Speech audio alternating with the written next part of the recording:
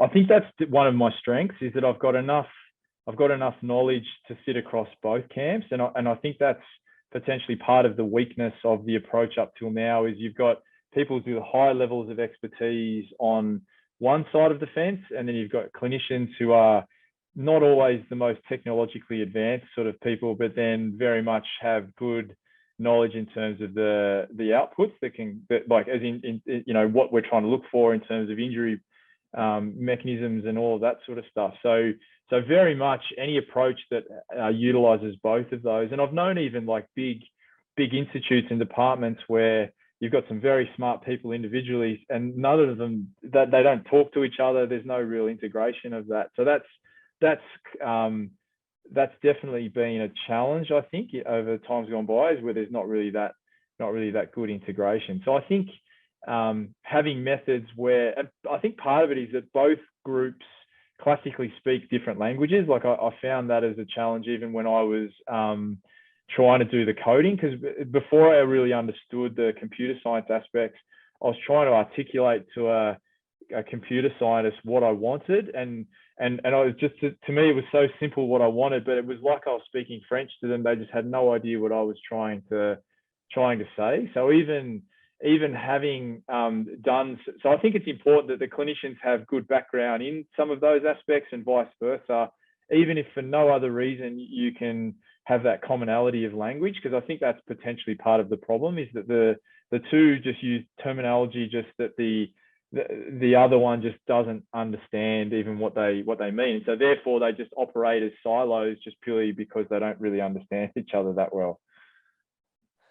Yeah, that's a really interesting point that that hasn't come up in any of the other interviews I've done so far. Is it's such a, we end up in our little silo talking to other people in our silo about using the language and the themes and research and whatever might be going on there, and there's so much benefit to be had from branching out, making that more accessible, and cracking those silos open and getting everyone together.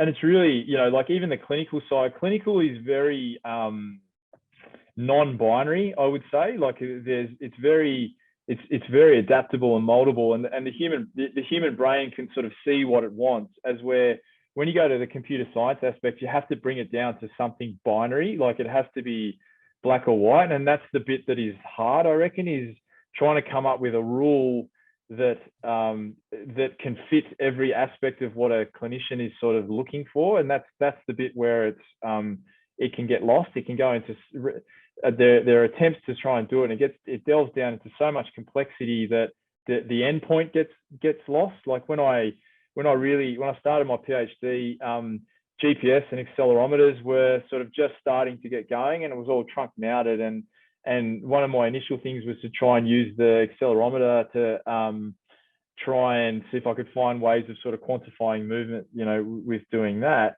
And in the process, like I said, so you had the clinician on one side and you had the computer science on the other.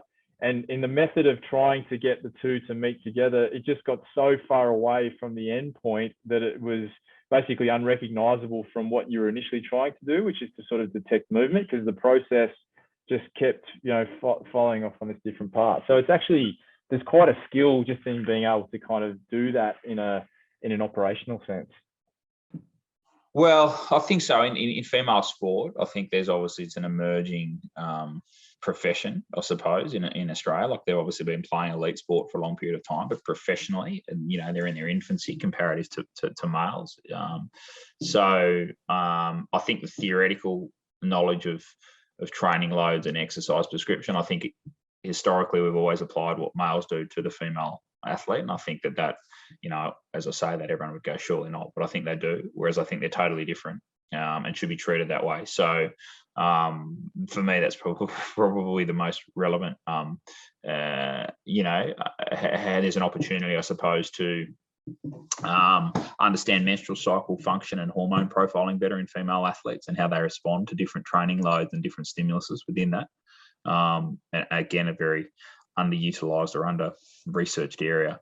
And then, of course, the big one is that just how do you apply there's so much stuff out there now on Instagram and Twitter and social media. And, you know, when you go through a systematic review, you sort of then start to learn and read, like, what is the bias of studies. And, you know, you see so much information out there, but then being actually able to, one, apply it, and two, is it appropriate to apply it to your group? So I think as coaches, we become quite risk averse because you don't want to apply something in case you get it wrong. And then there's so many things out there. So therefore, then you're caught in the spell of, well, what do I actually apply and how do I apply it? And you know, as I said, I'm fortunate. I've got some really good people around me, which encourage me and I guess support me to try and do things like differently, or try and do things. But I think that'll be the big one is how do you, as a coach, know what to do and what to trial, and A, will it work, and B, what are the consequences if it doesn't work, I suppose. Yeah, that's a really interesting point, because I can't imagine what it would be like. I'd say a coach from maybe years gone by who's all of a sudden found himself in the digital age, and information just coming at you at 100 k's an hour, and how do you sift through that? How do you figure out what to spend time reading and what to just pass on by? Yeah, it's a tough one. And then, you know, you think about the number of tests there are now to measure, say, aerobic capacity, or you know, the different metrics for starting, you know, speed testing, you know, whether it's a switch foot or, you know, how far back or whatever it may be. Like, it's evolved over time as well. So I think knowing as you get older, one, you get more experienced and you probably have better efficacy around what you're doing. But I think for someone emerging into it, is probably being able to help, you know, it's almost like having an indice around, like, you know, these studies have been actually implemented and they've actually found to work and improve performance in sporting environments. So a lot of them, obviously, the studies are either general or amateur or semi-professional athletes. So that's why it's probably important to do one in an elite cohort as well, to sort of get that information around how they do respond. And then, of course, you know, your non-responders versus, you know, your fast responders, all of those type of things. But people probably don't think about that.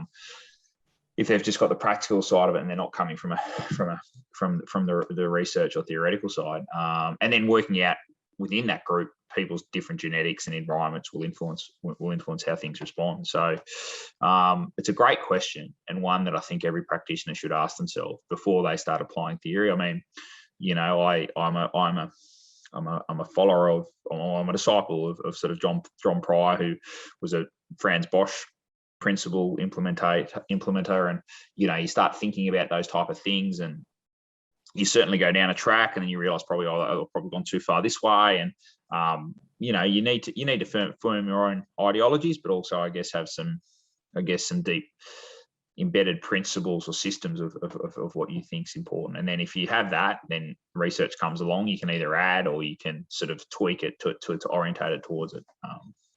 Hopefully that answered the question. Yeah, no, that was great. That was really, really interesting insight. And I think especially what you touched on there, where you have maybe some founding principles, but you're still open to new information that's coming in. I think that's a really important message.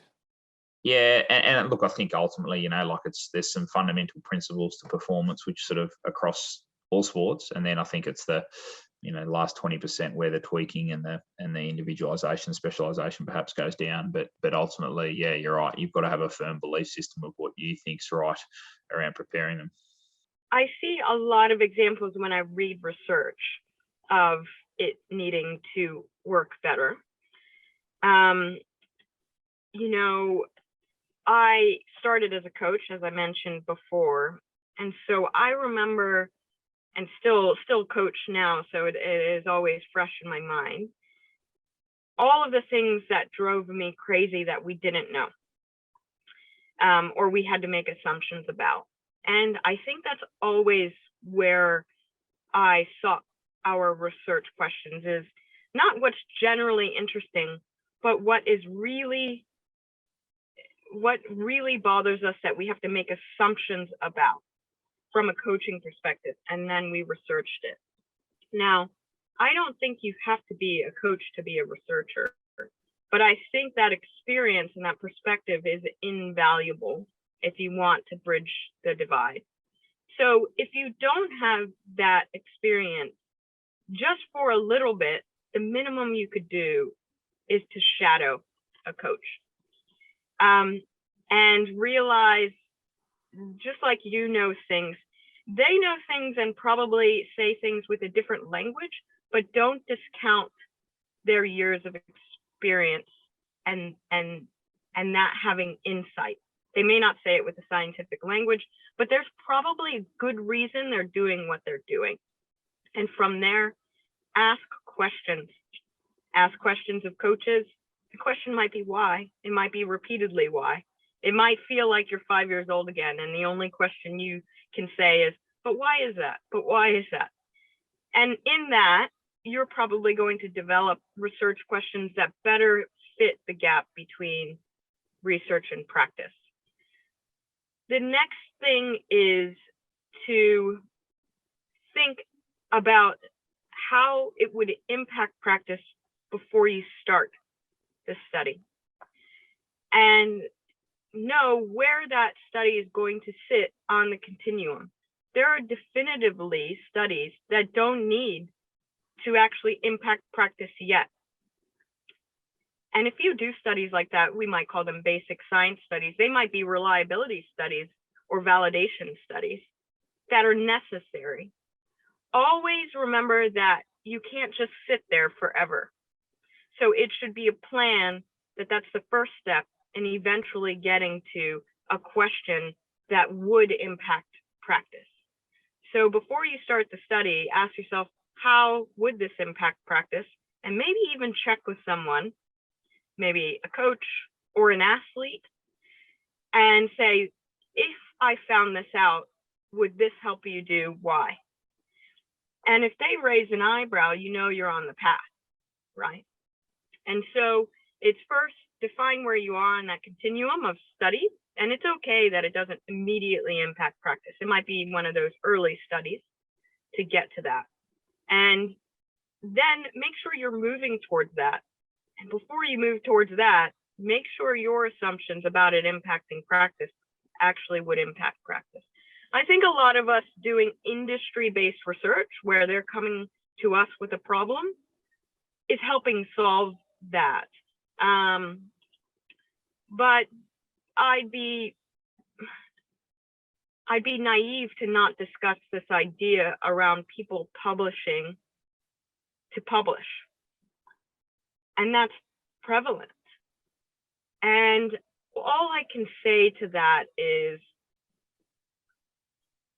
there's always this need to catch up with everybody, but there's no free lunch. And I'll explain that in a second, is that the time you spend understanding, growing skill sets, building relationships that don't publish a paper will help you publish meaningful papers in the future. And you'll never get that time back.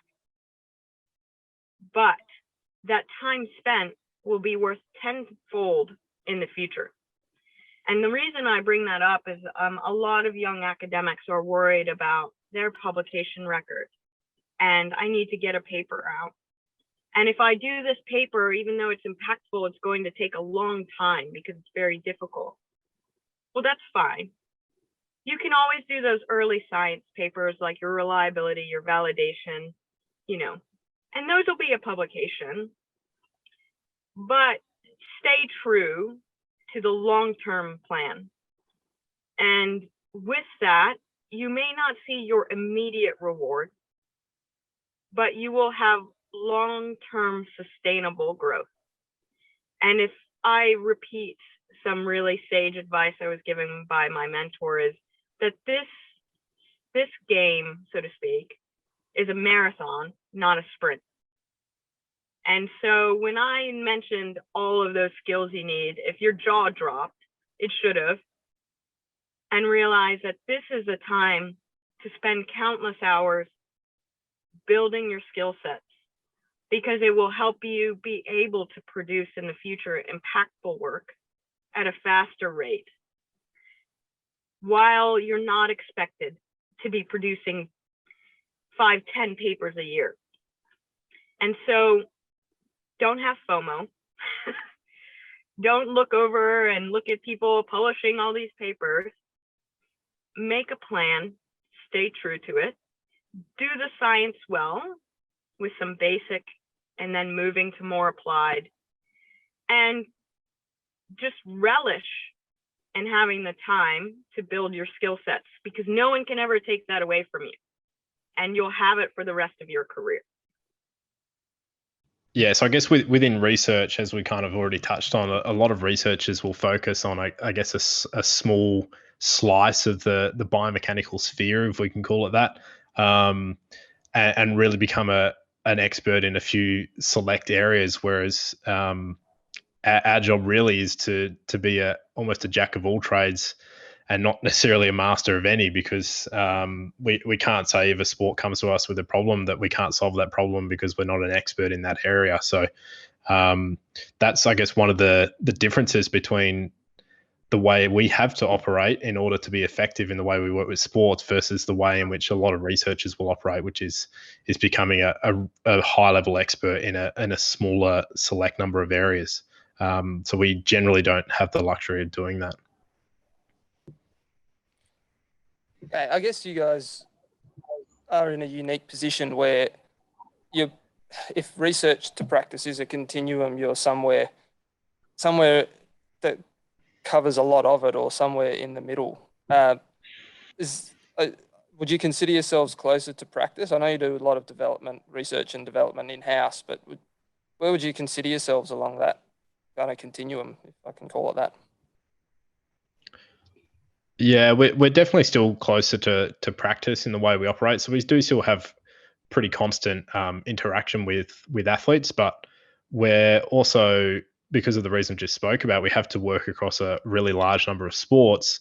We have to be constantly trying to improve the efficiency of how we do that, so that we can work with as many sports as possible and on as many projects as possible at the same time, because we're not just working with one coach or one group of athletes. So a lot of our development and I guess iteration in the background on our systems and processes is about enabling us to do that as best as possible. The COVID's basically caused some of our state boundaries to be closed, which has prevented athletes being able to travel to attend camps, which means that we've been unable to run our high performance camps in the normal way that they kind of run. This has kind of given us the opportunity to work with our sports that are on site and do some of the larger projects, such as the volleyball project that Dan sort of mentioned previously. In addition to that, it's sort of given us the opportunity to do some of the background sort of projects as similar to a IMU modelling work that will allow us to be more efficient when we open up, or in addition give us new methodologies that we can implement for sports when they return. There's probably a bit more research that goes on in the sports science space in elite athletes than sometimes what gets published. So sometimes we need answers for what's going on in our cohorts, or we have a readily available cohort, but sometimes it doesn't probably make it out there to the wider public because we're looking for answers to what's going on in our bubble, but don't have time to publish it per se. But usually that's a little bit sometimes where you're looking at research that's out there, but it doesn't, when you are working with a very unique population of high-level Olympic athletes or Paralympic athletes, sometimes the research doesn't quite meet what you're looking for. So we have to get a little bit creative, because our main role is providing service to athletes and service delivery.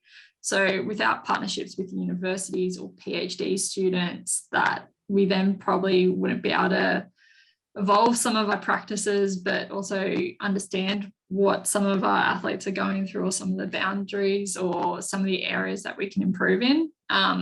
Very fortunate that back when I was probably a junior biomech coming through the system, that there was a great group of PhD students through the AIS that are now some of our best practitioners in the athletics space as well. So we're very fortunate that they've stayed in the system, and some of the research that they've done has gone on to really influence some of our practices. But yeah, I think we've got to get a little bit creative in how we do research in a servicing type role.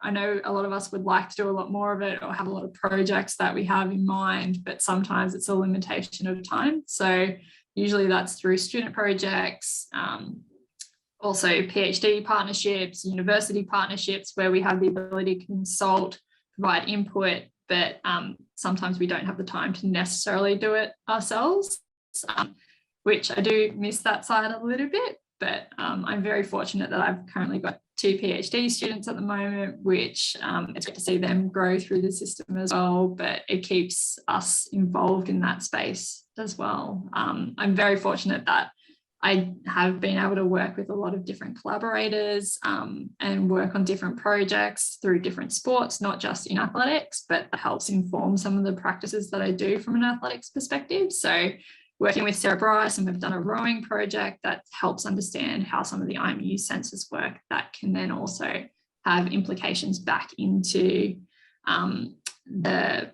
what we do in athletics, and how that could then apply to throws. And we've had her come and talk to our group about different elements that she's found that works that could help influence some of the aspects that we do. So I'm very fortunate from that perspective. It'd be great to have a bit more time to be able to do it, but we haven't been able to get there quite just yet. But it's something that we're working towards and talking about now that we're sort of starting a new cycle for the Olympics and Paralympics. So we can start looking at some of those practices, some of the research projects that we would like to keep going or ticking along in the background. But yeah, usually we have to get a bit of a creative in working out ways to integrate it into our servicing as well. But usually because we're getting multiple questions from coaches and athletes, and how do we address that or answer their questions effectively and in an informed practice way as well.